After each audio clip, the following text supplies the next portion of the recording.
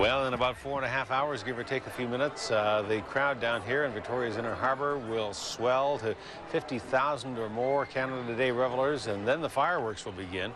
Literally, hundreds of shells have been packed into mortars, and they have been wired to explode in time with a special Canada Day mix, which has come from our sister station, Cool FM. With more on the Big Bang that's coming up tonight and all the work that goes into it, let's check in with A News reporter Andrew Johnson. Andrew.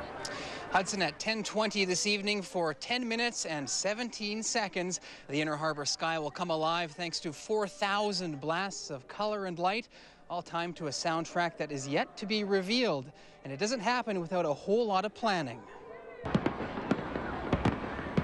Before the spectacular snap, crackle, and pop in the sky, the fireworks this afternoon come in the form of back spasms.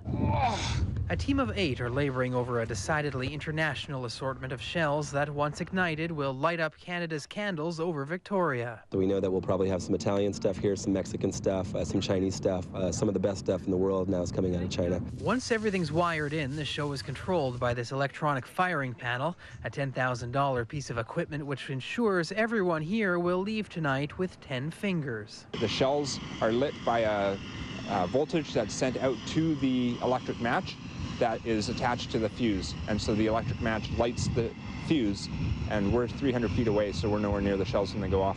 The risky days of having to hand light all of these fuses is now in the past, but there are still plenty of precautions to take around these fireworks, including one this reporter was surprised to find out when I pulled out my BlackBerry and started to type.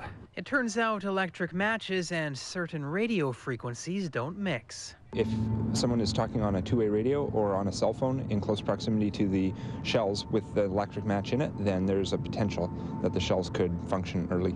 Then there's the matter of fallout, or making sure it blows away from the crowds. We're event producers. We don't usually talk in terms of southwesterlies, but this event has taught us over the years is like we are very sensitive now to wind and how wind works, because it can change the entire show.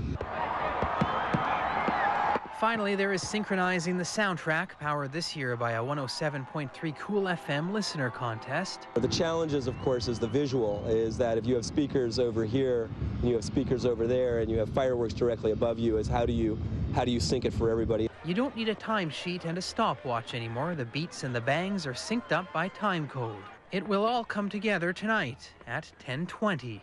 Just look up. Hudson, it's interesting. The crew who designed the fireworks display assembled it all today, sync it to music. They've done everything so far. Well, they'll be watching it along with everyone else tonight for the first time. Before now, just educated guesses about how it'll all look put together. Security-wise, the Inner Harbor will, of course, be closed off to boat traffic, and the area along the Songhees where the fireworks are being lit off will be patrolled by security. Interestingly, one crew member told me a story today about one year, one man deciding to streak his way through the fireworks area where they're being lit off, which may have gotten a little warm for that fellow. Hopefully nothing was singed. Well, let's hope. A Canada Day he'll never forget, or maybe wishes he could. Andrew, thank you.